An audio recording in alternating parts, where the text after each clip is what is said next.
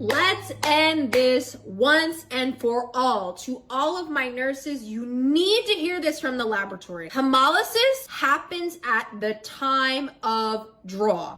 All right, so go ahead and give Marilyn a follow if you want really good content on lab side of healthcare. But let's talk about the blood drawing straight off the patient. Why are we hemolyzing these samples? What's actually happening at the bedside so that we can figure out how not to hemolyze these samples? So let's get super pedantic here. You want to look up the Hall-Petch relationship. It's not necessarily a law, it's a series of things that come together, but generally the idea is that the smaller the material, the more durable it becomes. I don't think it's actually the shearing or ripping of the cells due to the bumping or cutting from the needle, let's say. It's not really the turbulence that caused the hemolysis, although this is debated. It has more to do with the pressure changes due to what's causing the turbulence. Because there's turbulence all over our body. There's shear force turbulence from your heart, from your SVC, from your IJ. Just look at large vessels. You're going to see turbulence all over that blood flow. However, what is guaranteed to hemolyze that sample is something called cavitation.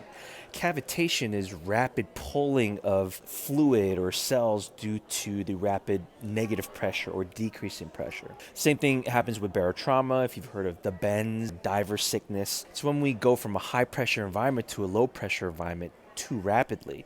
Why is that so dangerous? We get what's called nitrogen poisoning. Well, how do you get nitrogen poisoning? We're not inhaling more nitrogen. It's because it's cavitating the nitrogen and forming these bubbles, and we actually cause an air embolism.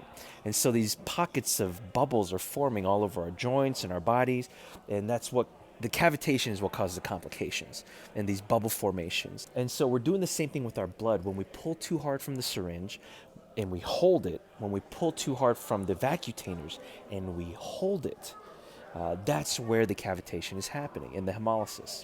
Okay, so then how do we solve this issue? When you're using the syringe to draw blood, you want to pull, pause, and pull very gently. You want to release that negative pressure, give that blood time to fill at the tip of the catheter. Also, when we're pulling from that vacuotator tube, we want to vent that top and then close it back up, especially when it's not filled. As soon as possible, you want to vent that top, close it back up, and then send it over, because that blood is sitting in a non-homeostatic environment of pressure. The longer we keep it in that tube and the longer we have it sitting before it gets to lab, the more likely it's going to hemolyze, because we've given it and put it in a sustained low pressure environment. Remember, blood hemolyzes immediately after it leaves the body. Our job is to delay that hemolysis until it gets to lab.